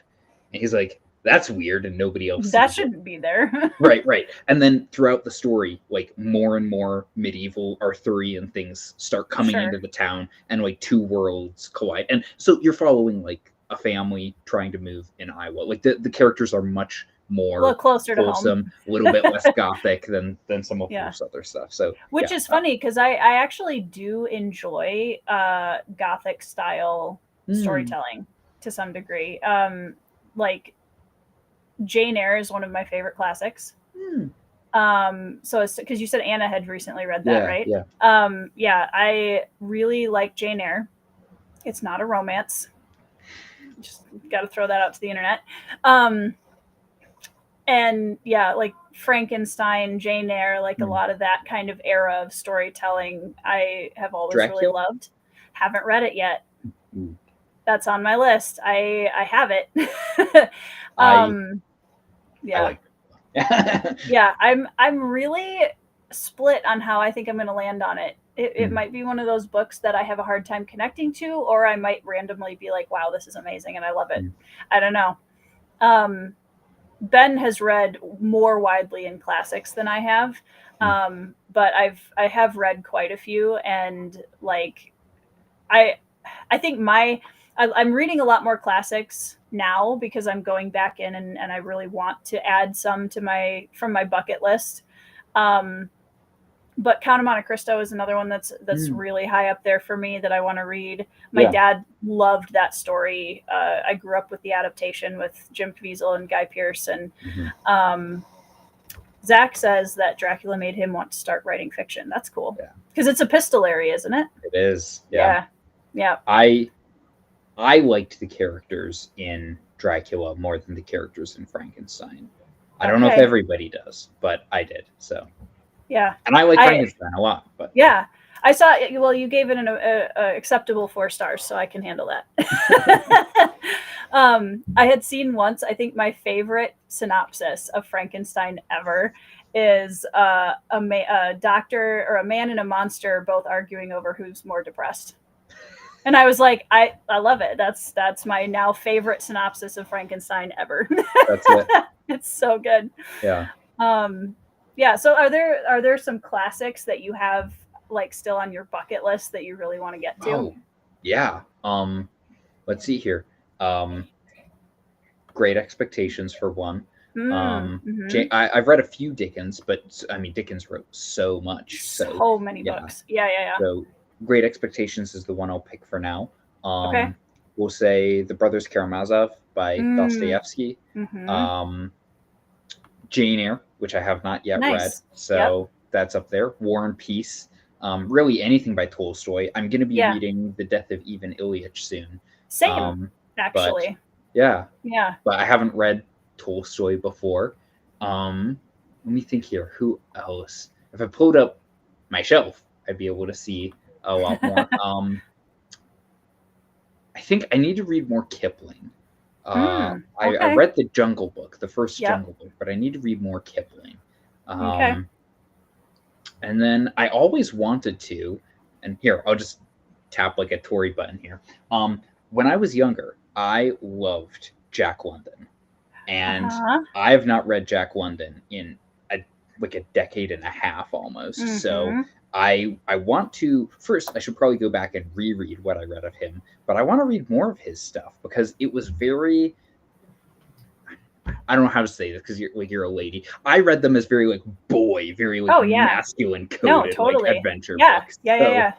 See, that doesn't offend me at all because that was like without the boy part of it, my entire personality when I was a kid, for the most part, I was very tomboy. So like I grew up listening to my grandfather tell war stories, and I've always been like soldiers and swords and fights, and like that's just more been the type of stories that I gravitated towards, and survival, massive catastrophes and all of this stuff.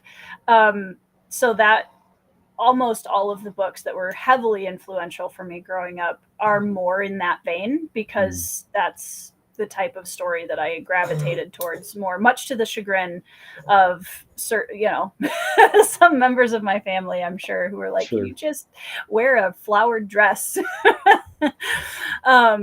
No. But yeah, Jack London. So what of his have you read?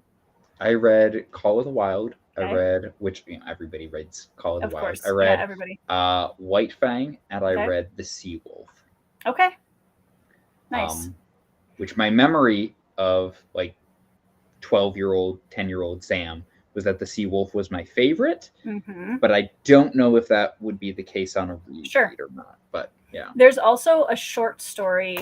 He has a really famous short story that To Build a Fire. That one. Have you read that? I read that one. Okay. Yeah. I mean, that's about the extent of my Jack London experience too. Sure. White Fang has just always been, as you know, like it might be my favorite book of all time. Really? Yeah. Yep. White Fang is, No kidding. and if not my favorite book of all, it's in my top 3 for sure. It's Sure. probably the single most influential book I read as a kid that set me on the path to the author I am now. Yeah. Why specifically? So, you know, as a homeschooler and as a only child and being a nerd and kind of weird as a kid, I felt very much on the outside of things, as like most of us did. And I, as weird as it might sound, really related to White Fang's arc of that struggle to understand the language of the creatures around him and trying to survive a lot, like in a world that felt completely alien to what he was built for. And that slow arc of learning how to accept love after a lot of really horrible events. And the way that he's written, it's one of the most brilliant character studies in a character that never says a word, in my opinion. Interesting. Okay. Yeah, I love that book so much. I love it so much. I reread it pretty regularly. I just read it again last year. Did I read it last year? I think so. I was gonna say, have you read it more than Red Rising? Quite possibly, yeah. Okay. Yeah, because I think for the first Red Rising book, I'm at 7 or 8, I think now, and White Fang, I would say, is quite potentially higher than that. Yeah. Not more when I was younger, obviously. It's more spread out now, but yeah, I love that book. Love that book. And it's funny because so many people like that have read multiple books of mine, and obviously you haven't read the most obvious one of the 3 with this. The wolves are a very heavy motif. Well, I was literally going to say the Bruhai mask is like a wolf, as I recall. Yeah, and Garen, in a lot of ways, is a very faint echo of White Fang in a lot of ways, as a protagonist. So, yeah, I love that book.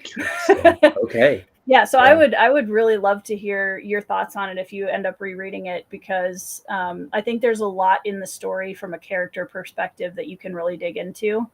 And the fact that White Fang isn't human, and he's written in such a convincing way. That's hard to do.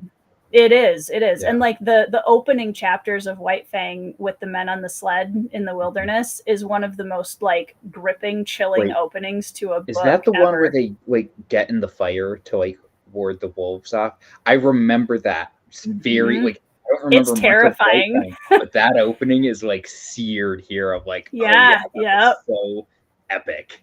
It's so epic. It's one of the best, like the most memorable openings to a book that I've ever read, I think. Call of the Wild, got nothing. I will die on the hill that Call of the Wild is not as good of a story as White Fang, and it really bothers me that White Fang is always in the small print. I know I say that all the time, but I'm saying it again. Yeah, I have I think 6 editions of White Fang or something like that. Wow. I don't know. I forgot that was the open. I have not thought about that opening in a long time. Yeah, but it's still there. Right, it is. Yeah. Zach's gonna read White Fang before the end of the year. That's awesome. Hey. Love that. Great. Britton really enjoyed. Doug says there's a reason why Kipling won the Nobel Prize for Literature. Well, he's the one that wrote the one about the mongoose. That's my favorite Kipling. Yeah. That one. I don't know why that wasn't. I knew it was something like that. I couldn't remember. Yeah. I did really love that one. As weirdly now thinking back, a lot of my favorite stories growing up were very animal protagonist focused. I was also a complete horse nut at that point, so that was probably part of it. But so for you, was there some, what were some of the early, I know you talked about this with John a little bit, but what were some of the, the first books that set you toward the books that you feel like are your favorites now? What were some of the predecessors to that? Oh, geez. So that's sort of like, because people ask like, what are the first books you fell in love with? But as far as the ones that like set me on the track today, that's To sort where of a you're at. different question. Yeah. That's interesting. I would say, actually, I will be right. Yeah, go for it. Yep, exactly, Britain. Well, actually, that's backwards. Call of the Wild is the one that's the domesticated dog that goes wild, and White Fang is a wild wolf that gets domesticated. But yeah, that's why they're put together so often, is because they are kind of like parallels of each other. Yeah. So there's 3 books that I'd point to from my adolescence to teenage years that set me on like where I'm at now as a reader. And the reason why I got one is because I'm gonna show for it in just a moment. I'm excited. All right. So the first one is the one that's like the most common, which is like A Game of Thrones by George Martin. My parents didn't. I've said this before, like talking to Philip. My parents were like, we don't like Harry Potter, we don't like Lord of the Rings. But if they don't know about it, like they didn't really care, and they didn't know who George Martin was. So I got away with reading George Martin, but not J.K. Rowling in my house. Yeah. Which, that's a big step up. Yeah, maybe not the best thing for a kid my age to be reading, but I wouldn't give my son by a long stretch. Yeah, I think I was probably 14 or 15 when I read it. But I read it in like a day, in like one sitting. Just was consumed by that first book. Just loved it, and it's character writing. Yeah, I've never been able to shake it like George Martin, for all of his flaws, of which there are many, both personally and in the books. I love that first book still, and Ned Stark is like my boy, through and through. And then I'm a Brienne of Tarth, like crazy. That honestly, that makes sense. Tomboy fighting. I felt so seen by Brienne of Tarth. So seen. No, I believe that. And then Out of the Silent Planet by C.S. Lewis. Oh, sure. Yeah. Because like Narnia was sort of lumped in that. But it's like, how about his science fiction? I was like, oh, we don't care. And so I read that space trilogy like several times when I was younger. And it's weird and bizarre. So weird. And I love it. I can see that as like a predecessor to like the Gene Wolfe things now, definitely. Yeah. When I was younger, like Out of the Silent Planet was my favorite. Now That Hideous Strength is my favorite of them. But like Out of the Silent Planet was like sort of the one that I reread when I was younger. Yeah. But the third one, and I can't say if this is the most influential or not, but this is the one I'm going to shill for. I had a friend growing up. He was quite a bit older than me. His name's Amos Wilson, and he was a big fantasy fan, and he wrote fantasy. And he has been like, I don't know how to pitch this without it sounding like, my friend wrote a book, you guys should read it. Like, we do that on BookTip all the time. It's fine. But it's not just like, oh, my teenage friend wrote this. This is like, once again, I don't know how to say this without sounding like an absolute, like I'm just shilling for my friend. But this is the best stuff. Like, this is the best indie fantasy stuff I've read. Like, period, hard stop. Like I no ifs, ands, or buts. And he is in the process of, because he wrote a first draft of it when he was like in his teen years, and now he's like, I don't know, late 20s, 30s, something like that. I don't keep up with his age now. Sure. But this is book 1. This is My Father's Land. Okay. By A.C. Wilson. This is a flintlock, swashbuckling pirate fantasy. I'm in. Well, say no more. Here's the thing, Tori. 2 books in this quartet are out. Book 3 is coming out later this year. He asked me, do you know booktubers who read fantasy who would be interested in these? And I've been passing him names. So if you're interested, I can get you free copies of books if you want to read these.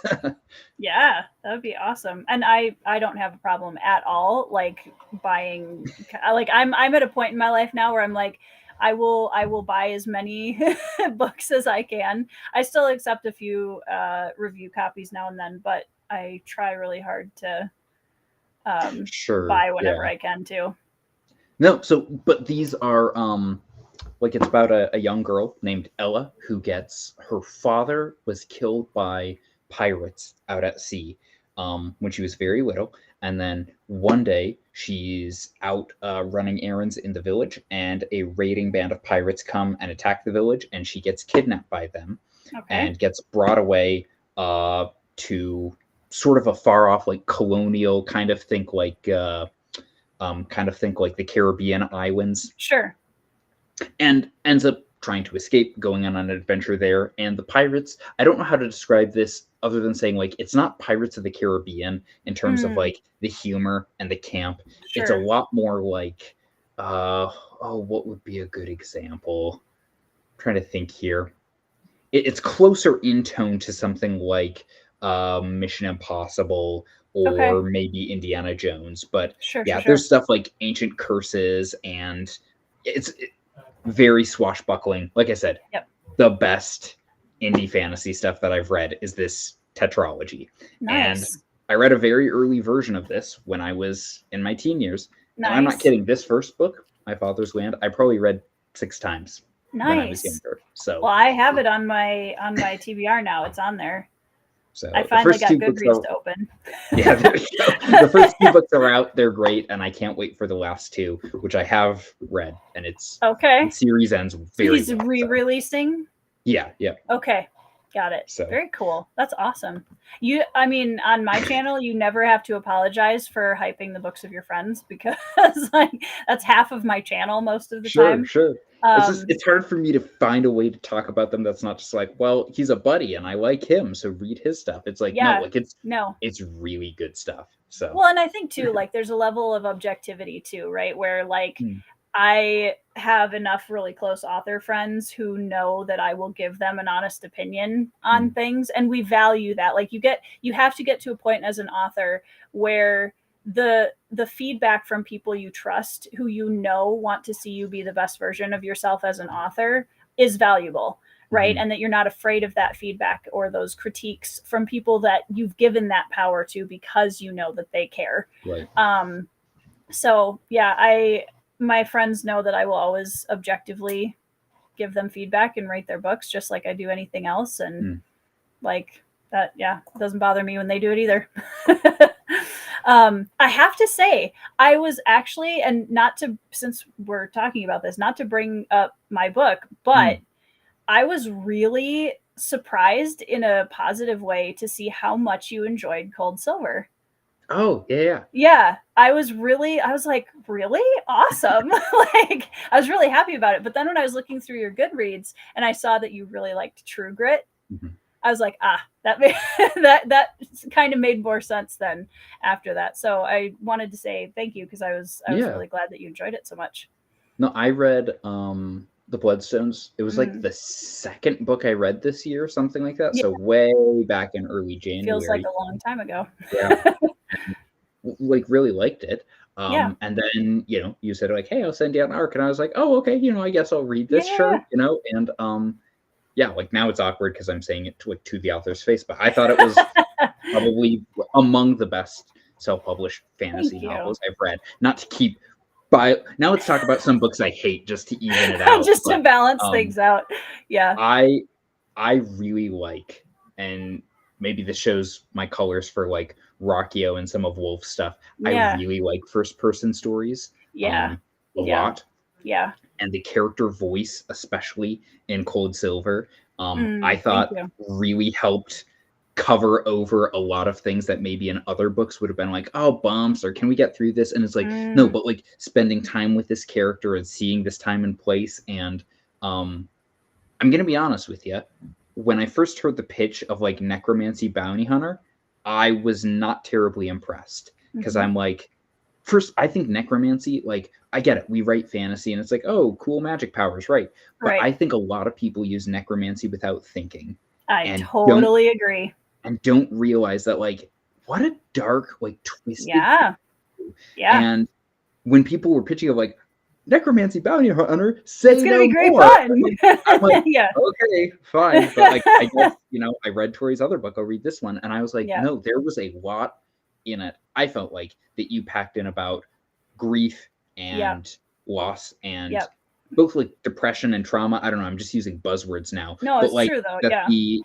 that the necromancy part of it is sort of like a magical like manifestation of these things. And the fact that you literally have like a corpse from her past like chasing her the entire book, I was like, oh, okay, I'm picking up what you're laying down. So I'm like, I do want Bruhai 2, but like I kind of want Cold Silver 2 more. So well, I mean, I've told everybody this, like, you guys are going to get to meet Miles Lightfellow further in book 2, and I think he's going to be a fan favorite because he's a dumpster fire of a character, and I can't wait to write him. But yeah, Bruhai 2, I'm very excited to get back into the world, and I'm working on the novella right now between book 1 and 2. But I'm excited to see how people feel about the progression of the trilogy, because it's one of those things where a lot of the things that I set up in book 1 now I can start like cooking with for book 2 and 3. So that'll be really fun. But for Bruhai or for Cold Silver? For Bruhai. Bruhai.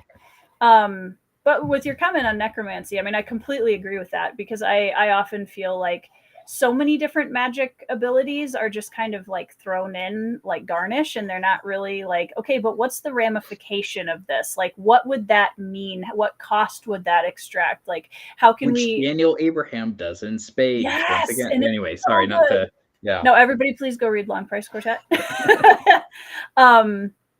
But yeah, it was something that definitely was more symbolic, and I was like, I want to use this as, like you said, the manifestation of grief and loss, and what does that take from the character? And he's literally, Rip is literally a ball and chain, right? Like, and the implications of that as we go through the series, I think, is going to be fun to explore a lot deeper. But Auntie Books had a question about your friend's book, wanting to know if it was going to be out in audio. I don't know. I've tried to get Amos on this. I've told him like, hey, this is actually like sort of a big market. So I don't know. I'll put a bug in his ear. I'll tell him more people are asking. Do you mind if I ask you like a author business question about your books? No. Have you made your money back from the audiobook for Bloodstones? So audiobooks are tough because everybody wants them, right? Everybody wants them. And I totally get it, because it's a market to a lot of people that that's their preferred way of reading, right? So on a business level, it's one of those things that you're not going to make your money back as quickly on the audiobook. You're definitely not. And also a big portion of your readership wants an audiobook. So it's kind of a tough thing, but no, the audiobook has not. The book itself has, but the audiobook is going to be a longer term thing for sure. Despite the fact that, like, it's had really good people who are listening to the audiobook love it, but it is a slower build back of the investment for sure. I don't know who I was saying this to. It may have been Andrew Meredith. But was that when we say like, has the audiobook made its money back? Because he talked about that with me a little bit, and then that got me thinking like, oh, interesting. But one of the things that Andrew's an amazing narrator, by the way. One of the things that I realized is I was only probably the way it's talked about is just in terms of pure audiobook purchases. Right. But there's a lot of people, myself included, unfortunately, who will be biased more towards a book if it has an audiobook, because that has a certain stamp of legitimacy. Absolutely. Yeah. So there's a certain amount of earning back that the audiobook will do in ebook sales and physical sales just by having the icon saying you can purchase it as that. So yeah, for sure. Which I haven't thought about before. That's one of the things too, where I'm hopefully when I have some actual time to sit down and do this, my goal is I'm going to do Cold Silver myself. And read, which everybody's like, don't read your own book, but I have a theater background, and Hunter, I mean, you know this being from rural Minnesota, Hunter's way of speaking is literally drawn straight from my like rural Minnesota roots. Like the way that she talks, the way that she, the very slight Southern Minnesota drawl that she has is something that I don't really trust anybody else to get right. And also I think Hunter's a personal enough character for me that like it's gonna be really fun to do the audiobook. But yeah, audiobooks are tough as an indie author because they are really expensive. And they're worth every penny because they're like, I don't regret doing one for Bloodstones at all. But yeah, it is definitely a big budgetary thing to have to deal with, for sure. Yeah. Yes, and this is a great point, Britton. So I would highly recommend that everybody do your research because my audiobooks are wide. So you can get them on Spotify, you can get them on Audible, you can get them on, whatever else, different platforms. And Audible is a anything Amazon for indie authors is just not nice. It's just not nice. So yeah, and this is a great point too. I have friends who have, visibility or visual impairments, or people that have, like you say, chronic migraines, where you rely on having that audiobook as a way to get through the story.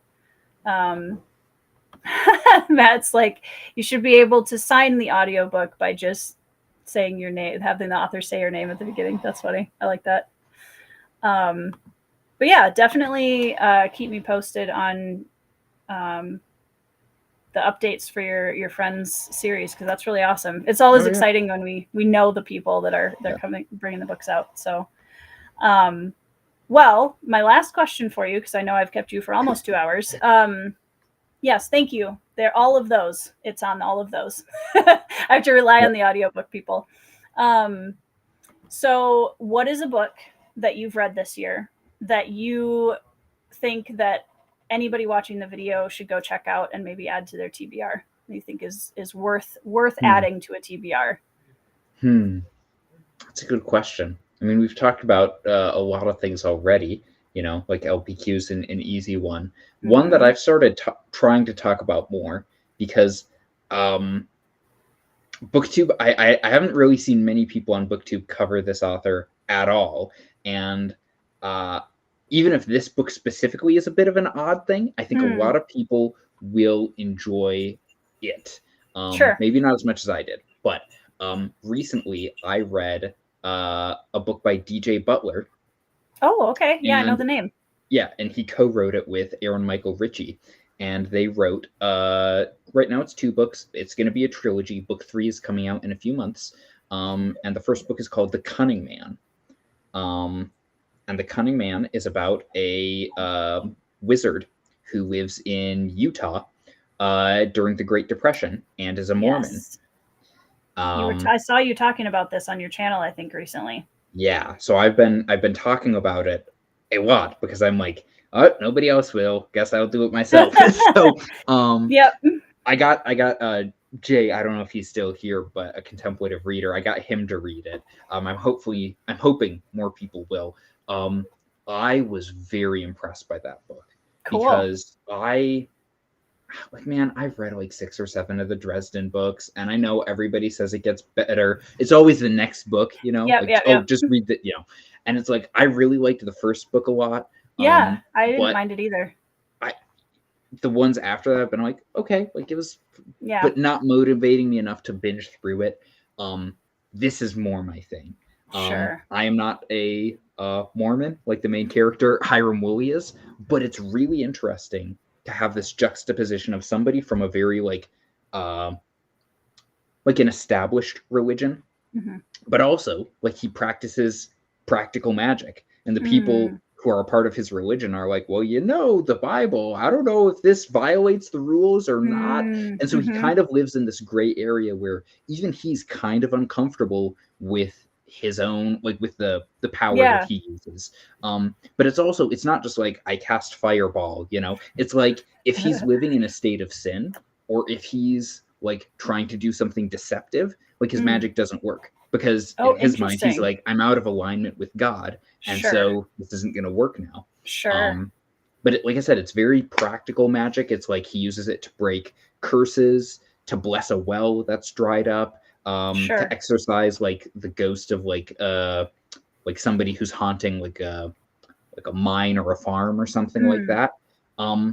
And what impressed me so much, and like this is going to sound so boring when I say it, so trust me, guys, that this is a great couple of books, is that the qualities of, and if you've heard me talk about it, you've heard me say this, the qualities of Hiram, the main character, that like save the day at the end of these books, is his it's not him slaying a dragon, it's not him defeating an evil sorcerer, it's not him, wiping out all the orcs, it's his humility, it's his patience, it's his compassion for other people. Like, he's a very humble, ordinary person.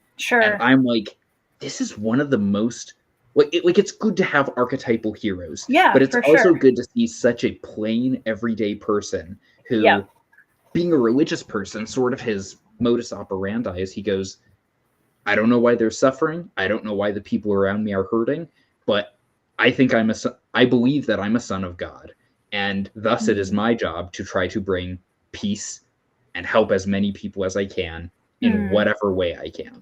Right. So anyway, that's the quick pitch for the Cunning Man books. They're short, they're very readable, they're funny. Too. You said it's a trilogy? It's going to be a trilogy? Yeah. Book 3 is coming out later. So, yeah. Okay. Very cool.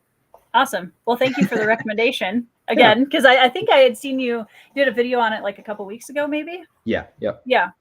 But yeah, well, I've kept you again almost 2 hours, so I appreciate your time, and tell Anna thank you. Absolutely. But everybody who's in the chat, or if you are watching this on replay, make sure you go down in the description box below and subscribe to Sam's channel, and also check out that video he did with John from Talking Story about why or how stories change lives, because I really, really enjoyed watching that today. And yeah, Sam, thank you for the chat. I always am amazed how fast these go. Yeah. Thanks for having me on. It's great. I'm like, we're like close enough, maybe like Motley Crew in person. Absolutely. Sometime, That is one of my goals, actually. And Brian would be kind of like in the middle, so we could just all crash at Brian's place. There you go. I'm sure he would hate that. But yeah, thank you for joining me, and you guys in the audience, thank you so much for hanging out with us and for all of your awesome comments and questions. Feel free to leave more of them down below on the video after the replay. And yeah, I hope you guys are having a great week. Hope you're reading some 5-star reads. I will see you in the next video. Bye everybody.